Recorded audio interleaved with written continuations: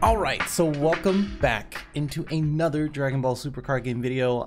This one is going to be a very common topic, or something that has been talked about for a little while, and I'm going to go through 3 different cards that could be banned, or at least on the hit list for the next ban list. If you didn't know, Bandai does decide on what to restrict or limit or ban or errata pretty much every set. There are some that have been on the emergency ban list, but I don't think any of the cards that we're going to be talking about now are going to be on an emergency ban list. I don't think there is going to be an emergency ban list.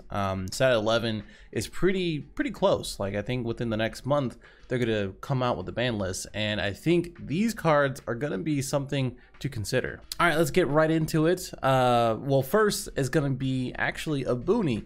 And you know, this card is probably the most frustrating card for me because it's just so annoying to deal with. But I don't think it's really all that ban worthy. I think it's something that Blue has now that's super good, and I don't know what will replace as far as the 4 or 3 energy slot going down the line. And I think, you know, there's a lot of things to consider. Of course, right in front of you is all of the effects, and as well as the current TCG price that I have as far as the time of this recording.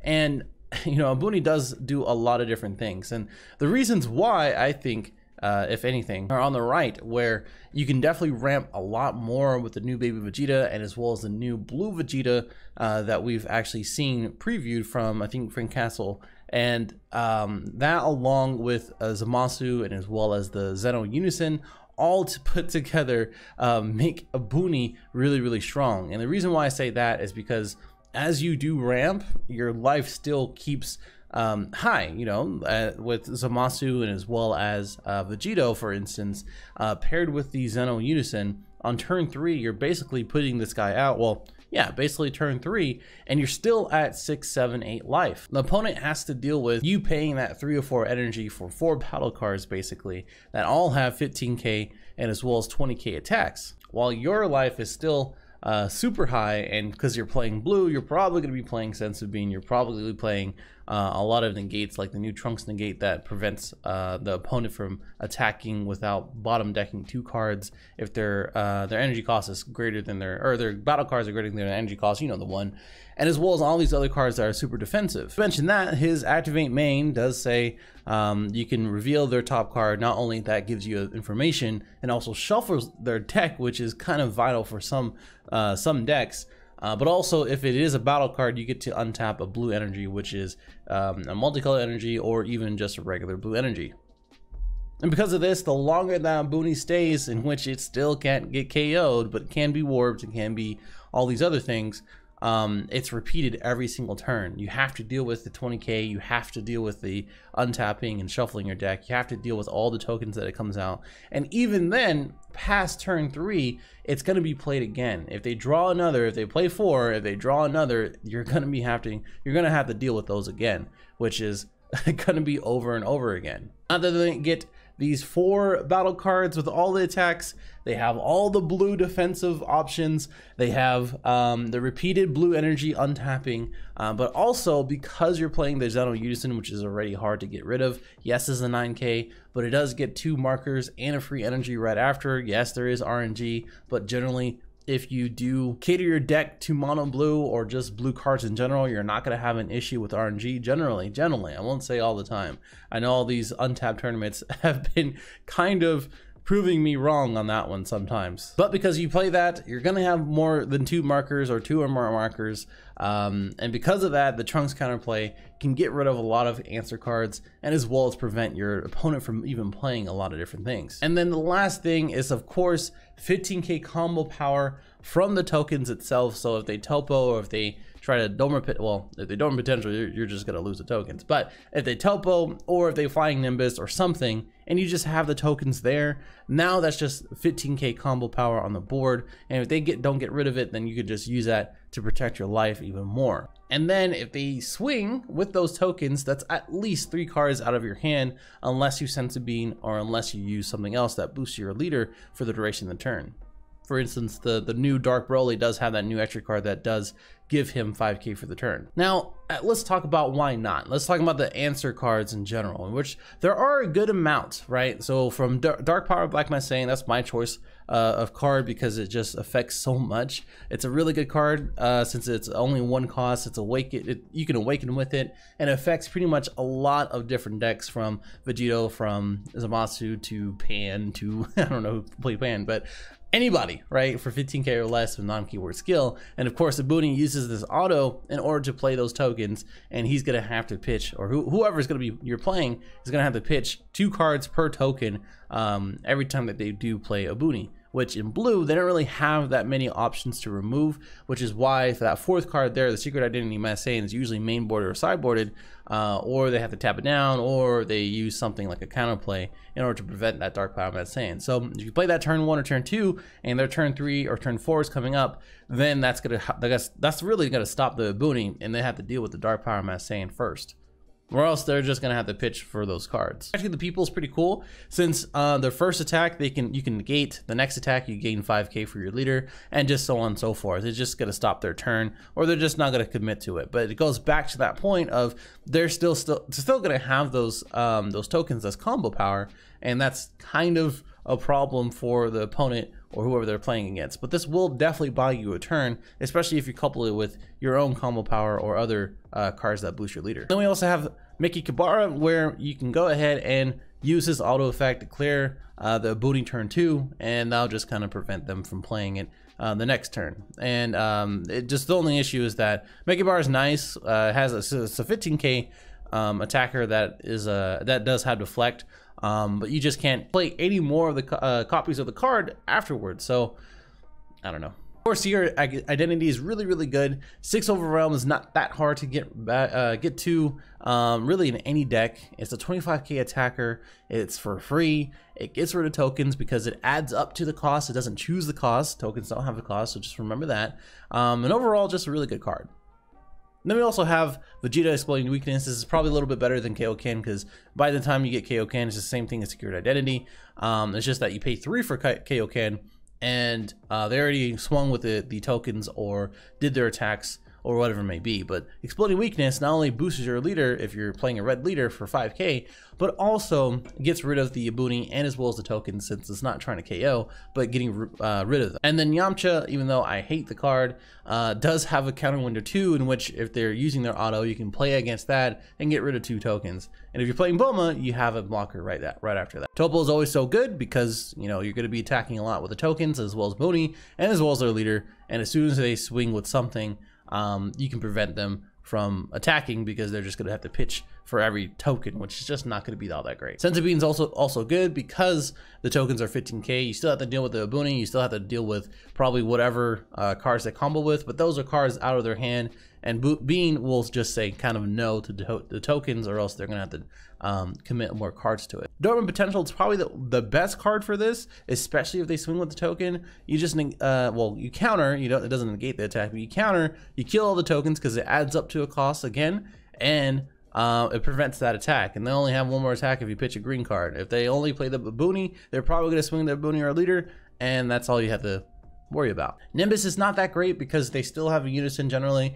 People who are playing the Janemba unison now in Vegito still has crit, still has their leader, and still has another battle card attack. So Nimbus is sort of getting out of the format because of unisons, but it's still an okay card to use. Zamasu is really cool because you get to tap down their tokens or a Boonie or their leader to prevent their attacks. If they swing with the tokens and you tap it down, or well, the swing of the 20k Boonie, that'd be perfect.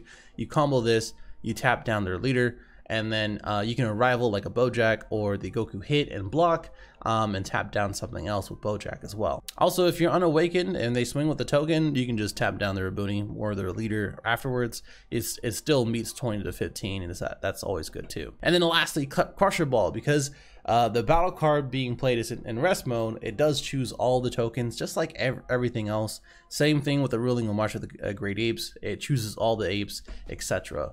But they still have the tokens, and it's kind of like eh. Now the answer, or the question is, are these good enough? Are these good enough answer cards? And I think because there's something in every color, I think there are these are good enough cards to warrant a Boonie not to be banned completely.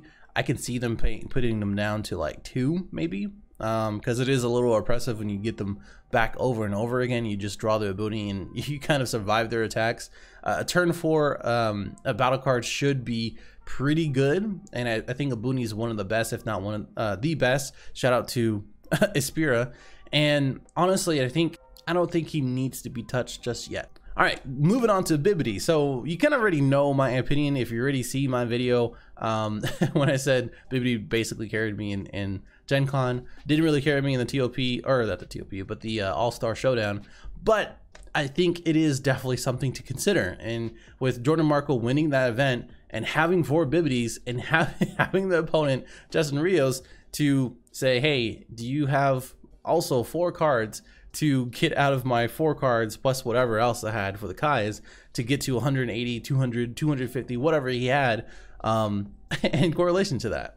And that's why with the why is you need to read the card. I mean, with Vegex and as well as all these other burst black leaders, you basically just have as much as possible. You basically have like an infinite amount of combo power, or at least a finite amount of combo power that can go higher and higher throughout the game, which again, as the game progresses, it gets much worse. And a really good player can make sure to not deck out before shuffling them back if they're playing Vegex, and having that combo power in the warp and drop.